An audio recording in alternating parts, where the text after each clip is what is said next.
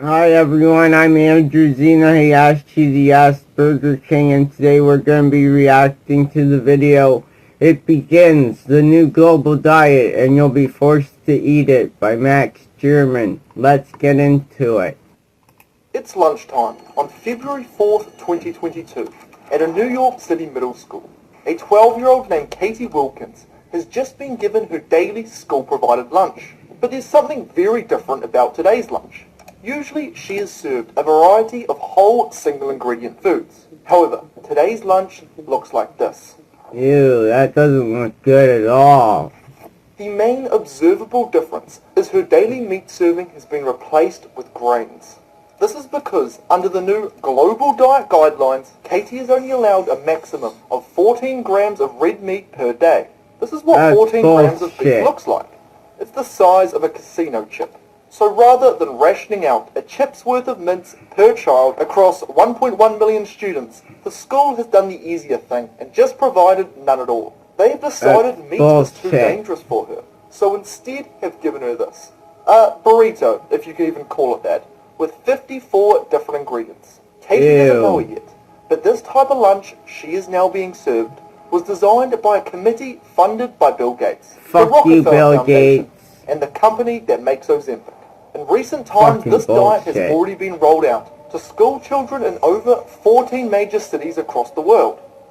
In Wales, primary school children as young as 5 are now being fed mince made from crickets and Ew, millipedes designed gross. to look like ground beef. The measures taken to implement this have been so drastic that in Denmark, every cow on every farm is about to be taxed $100 a year just for breeding. None of this That's was voted bullshit. on. None of it was debated. And if the people behind it get what they want, come 2030, this isn't just Katie's lunch, it's all of ours. Today, we are investigating the new official Lancet 2.0 global diet proposal. The people behind it claim they're doing it for our health. But what is this diet actually doing Meat to your is body? the healthiest Who thing you decided can we should eat. this way? And most importantly, what do they plan to do to anyone that refuses? To understand why Katie is eating this food, which really can only be described as slop, we have to go back to it's January slop. 16th, 2019 in Oslo. A woman walks onto stage in front of the international press. This is Dr. Gunhild Stordalen, a Norwegian doctor married to one of Norway's richest men. She's about to launch what she's calling the first scientific targets for what humanity should eat. The document she's holding got published that same day. Fuck The her in the a ass. 200-year-old British medical journal, considered the most prestigious in the world. It's called the Eat Lancet Commission Report. Fucking Eat is Stordalen's bullshit. foundation. 37 scientists from 16 different countries put this report together, and it has one stated goal. Not to recommend what people eat, but to tell every single country on Earth what their citizens should be allowed to eat. They call it the Planetary Health Diet. It allows for just I'm not 14 eating grams of that red diet, meat per it's day. bullshit. They claim that if everyone follows it, it would save 11 million lives per year. Yeah, and right. stop the planet from burning. Lies. The press response to this was extremely positive. They loved it. The BBC ran it, Idiots. The Guardian ran it, nearly every major newspaper in the Western world had it as one of their leading stories within just 48 hours. But the criticism also started rolling in fast. John Ioannidis, a Stanford professor and the most cited living scientist on Earth, called the report Good more for him. science fiction than science. Frederick Leroy, Indeed. a food science professor from Brussels, called the underlying data methodologically indefensible. The Yeah. American Journal of Clinical Nutrition investigated this diet and ran an independent study on what would happen if people actually followed it. They found it would leave 1.6 billion people without enough iron and vitamin B12 to function properly. And it wasn't Indeed. just scientists who pushed back. Italy's UN ambassador, Jan Lorenzo Correndo, publicly questioned the diet's scientific basis, leading the World Yeah. Health Organization to drop its sponsorship of the launch event in Geneva. Very quickly, the Commission's first report was on life support. But instead of just throwing out their whole plan and going, you know what, maybe we shouldn't be allowed to decide what everyone eats, they decided they instead had a much better approach. 6 years later, on October 23rd, 2025, at the Eat Stockholm Food Forum, Johan Rockstrom, the co-chair of the commission, walked onto stage. In front of him were 300 journalists, eagerly awaiting an announcement. Behind him a slide read, Eat Lancet 2.0. This was the official announcement for their new and more ambitious proposal to replace the original Eat Lancet plan. The new report was backed by 70 scientists instead of 37, who were from 35 countries instead of 16. It was also backed by 7 disclosed funders instead of 1. And there was one other number that got an upgrade. Instead of saving 11 million lives, the new diet now claims it could save 15 million. Lies. Rockstrom called it a, quote, gift to humanity. The press response to this was very interesting. It was not what you'd expect. One journalist described the presentation as, quote, the worst thing I've watched since the Kamala Harris Call Her Daddy podcast. Okay, fine. It was me who said that. The actual press response was exactly as you'd expect. Once again, they ate it up. It was described as everything from a blueprint for survival to a landmark scientific update. Aside from my own fake article, the only actual negative press release I could find was from a lady named Emily Angus. She is a senior dietitian from the Vegan Society. Now, Emily was actually annoyed because she believes meat, dairy, and fish should be off the plate completely, and that allowing people to have 14 grams per day was just simply too much.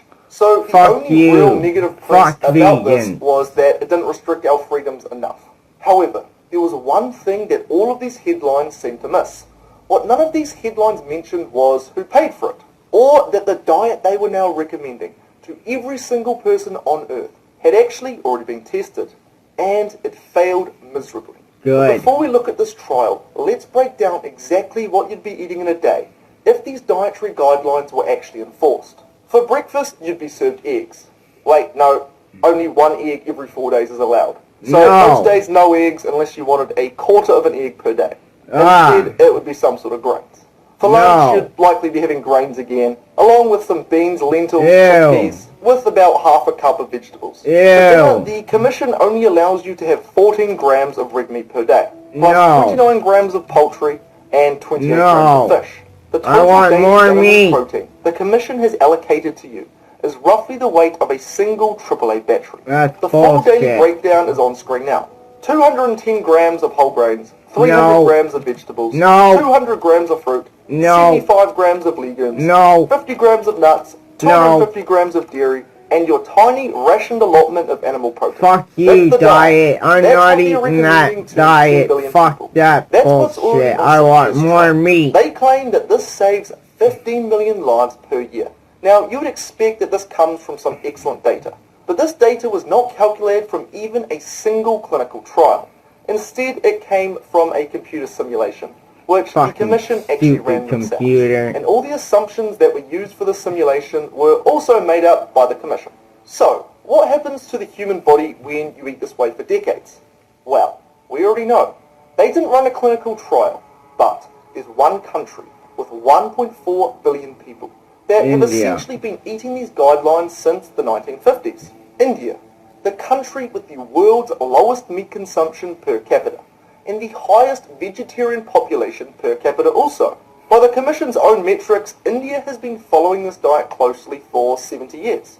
So if the global diet works, India should be the healthiest country on Earth. However, here's what this diet has actually produced. India has the highest number of diabetics on the planet, 101 million as of 2023.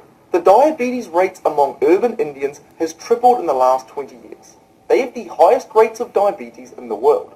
They also have the highest rates of heart disease. According to the Indian Health Journal, Indians develop coronary artery disease on average 10 years earlier than Europeans do.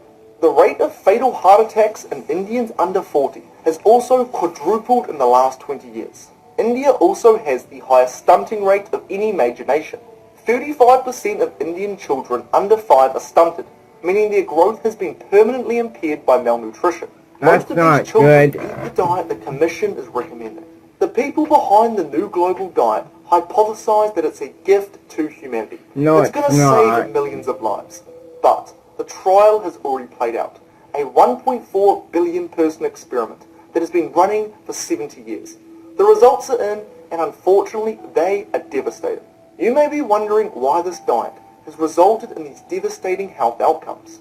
We've all been told that going plant-based is the best thing we can possibly do for our health. So how can a country that's been doing exactly that for 70 years now be the disease capital of the world?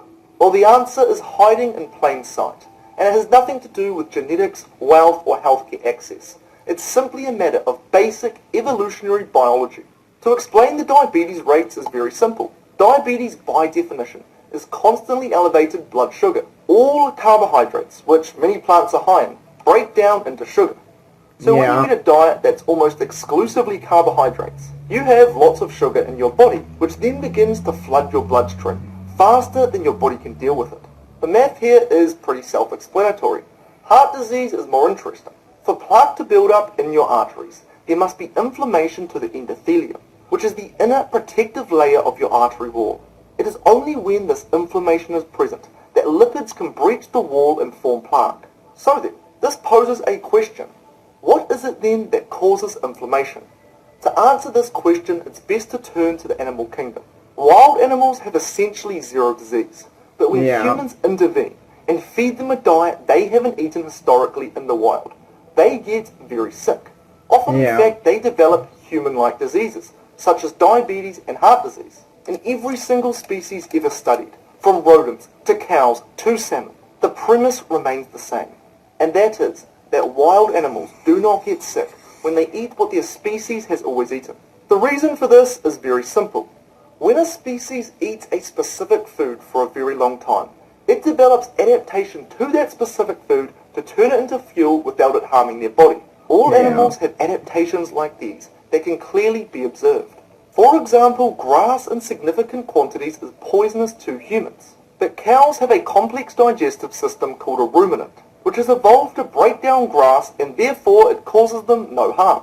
Bamboo is also poisonous to humans, but gorillas have an enlarged hindgut, which has evolved to ferment bamboo and therefore causes them no harm. The eucalyptus plant is very, very toxic to humans, and every species on the planet for that matter, except for koalas, who have a highly specialized organ called a cecum, which has evolved to digest the eucalyptus plant and therefore it causes them no harm. But when an animal eats something that it's not biologically adapted to, the body doesn't know what to do with it, which results in inflammation and disease. This begs the question, so then, what did humans eat for most of our existence? Meat. Well, it's certainly not what these new guidelines suggest. In fact, it is literally the complete opposite. Human archaeological records are very clear on this.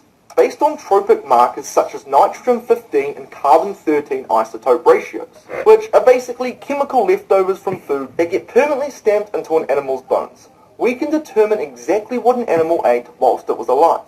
The fossil record for humans clearly shows that for most of human existence, we were apex predators, who ate nearly exclusively meat. This conclusion is not debated, it's clearly what the evidence shows. And not only does it explain the disease rates in India, but also the growth issues they, and many other countries for that matter, currently are experiencing. These growth issues come from nutrient deficiencies.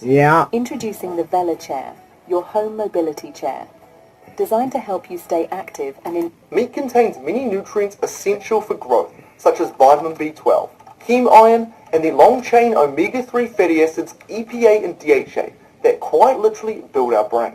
These nutrients can only be found in sufficient quantities or, in many cases, at all only in meat. Now, herbivorous animals also need these nutrients, but due to their evolutionary adaptations from not eating meat for so long, they have actually developed a way to synthesize these nutrients and create them essentially from scratch all internally.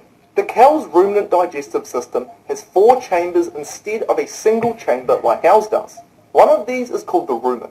It is a massive fermentation tank that is packed with bacteria that actually produce vitamin B12 by building it from scratch out of the minerals grass contains. Cows and many other animals have had to evolve these methods because they only ate plants, and their species would have died off had they not evolved them. However, humans never evolved these because we were always eating meat, so we never needed to.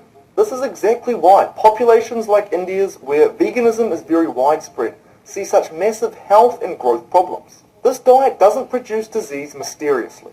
It produces disease because it isn't our species' appropriate diet. All of this raises a very interesting question. I'm sure the people behind this new diet know that India exists. I mean, it's kind of the country with the most people on the planet. So why do they not consider this? Well, to answer this question, we certainly don't have to look hard. Let's see who's funding the Lancet's dietary guidelines. But first, a quick word from today's sponsor. Often when I tell people how important it is to eat meat, and meat fat in particular, which as we just discussed is what builds our brains and all of our hormones, they tell me they either can't find a good source or can't get past the texture.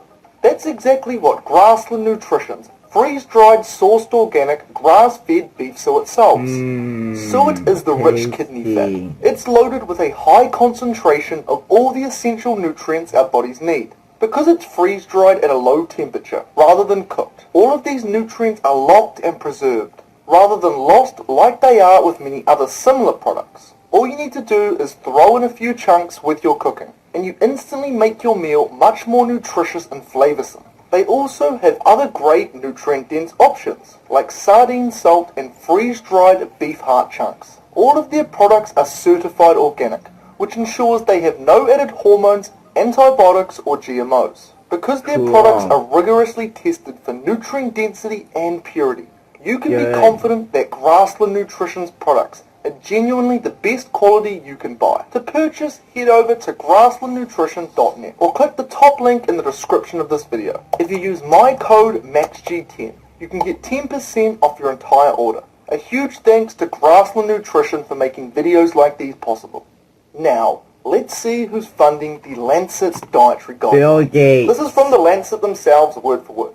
The Commission's work has been made possible thanks to the support from the IKEA Foundation, the Rockefeller Foundation, Wellcome Trust, the Cornell Atkinson Center for Sustainability, the Novo Nordisk Foundation, the Children's Investment Fund Foundation, and the Bill and Melinda Gates Foundation. Now, the Rockefeller Foundation was a large funder of the original anti-saturated fat and anti-meat campaign in the 1960s. The Novo Nordisk Foundation owns the pharmaceutical company that manufactures Ozempic. Their fat loss drugs work by mimicking a gut hormone that suppresses appetite. They're prescribed primarily for managing diabetes and obesity. And Bill Gates, well, he's a man of many ventures. Notably, he's the funder of Savor, the synthetic butter company that produces butter without any animal products. Instead, they use lab-made chemicals and pressure, using a petrochemical process. I actually covered this in a separate video a few months back, and the overall response to this video is probably pretty similar to what yours is right now. In February 2021, Gates went on record, quote, "I do think all rich countries should move to 100% synthetic beef. No. You can get used to the taste difference.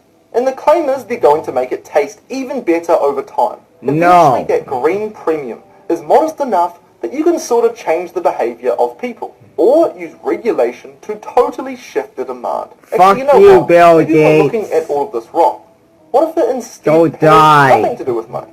2,400 years ago, Plato stated that meat made men ungovernable, while grains kept them docile.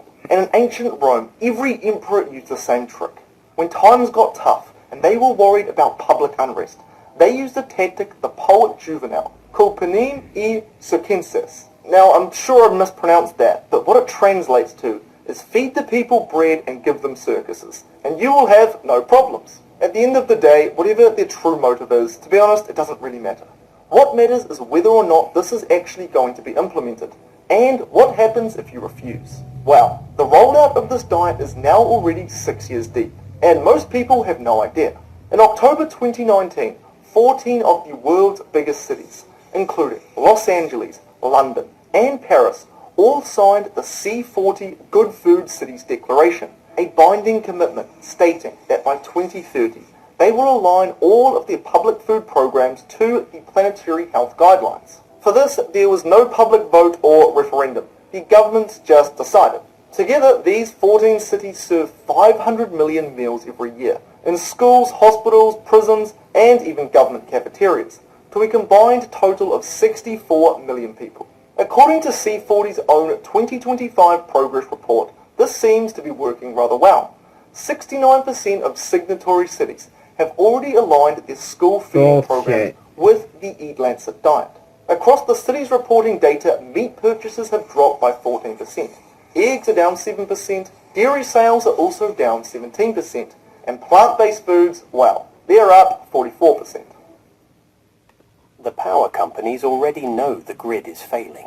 They've known for years. They're just not... In 2022, Welsh 5-year-olds were fed cricket and mealworm mince, Ew, designed to look gross. like ground beef. The lead researcher for this went on record. We want the children to think about alternative proteins as real things.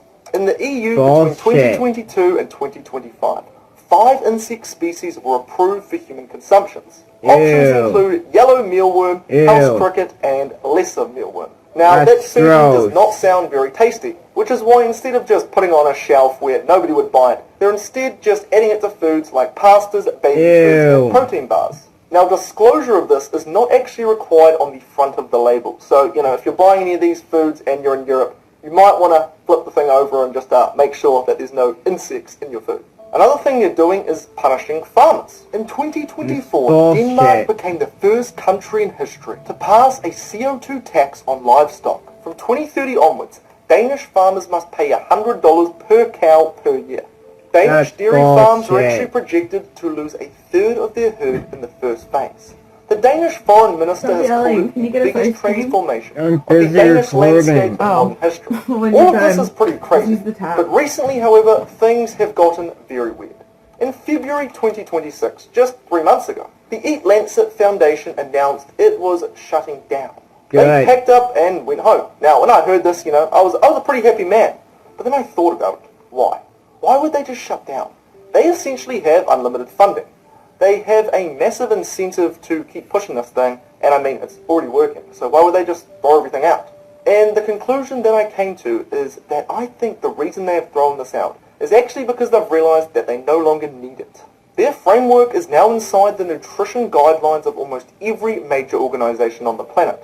The United Nations, the Agriculture Organization, the European Union's Novel Food Regulation, even the new official cholesterol guidelines, which were released only a month ago, all push for even lower meat consumption. My No, opinion is I that want to it's eat simply more that meat. it's actually in their best interest to roll this out through a much quieter approach. The reason I came to this conclusion is because in these countries they are trying to force these guidelines on the people. The people, well, they are fighting back. The Netherlands introduced a nitrogen reduction policy. This would have shut down thousands of farms. The farmers, they fought back. They got on their tractors Good and for blockaded the them. highways, as well as the supermarket distribution centres for weeks.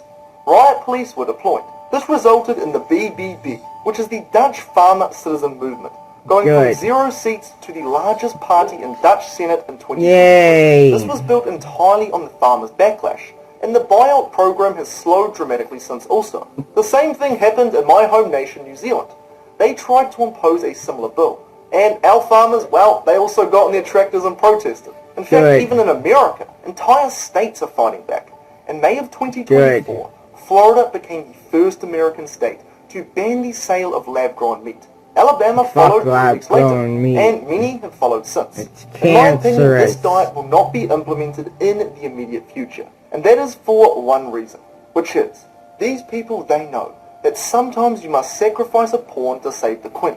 They know that when they overplay their hand, people actually do something about it. If they just straight up ban meat tomorrow, that certainly would not go down well. So instead, what I believe they will likely do is take a much slower but steadier approach and roll it out in a much more quiet and long-term focused manner. Let's go back to Katie from the start. Her lunch was designed by people she'll never meet, funded by corporations who may or may not have her best interest in mind, and approved through agreements she nor her parents had a single bit of say in. But That's the thing with this bullshit. new global diet is, they counted on nobody noticing. And here we are. They wrote a 76-page report that they knew almost no one would read, published it in a journal almost no one outside of medicine reads. It was rolled out through 14 city contracts that received very little press coverage. The entire architecture of this thing is built on the assumption that you would not be watching. Yet, here we are, and that's why this thing isn't working anytime soon. If you enjoyed this video, you may also enjoy this other video here I made. In it I exposed a company that is poisoning essentially every single person on Earth every single day. And the internal documents actually show they've known they've been doing this and have hidden it for over 40 years. Anyway, as always, great speaking with you, and I'll see you next time. I'm not eating this stupid new diet, and you shouldn't either. Meat is the healthiest thing you can fucking eat. Fuck veganism. That's it for today's video, everybody. Please like, comment, and subscribe to my channel. I'm trying to get to 1,000 subscribers by Christmas. Thank you, everybody who's already subscribed to my channel. I greatly appreciate it. Thank you. Peace out. See you in the next video. Bye.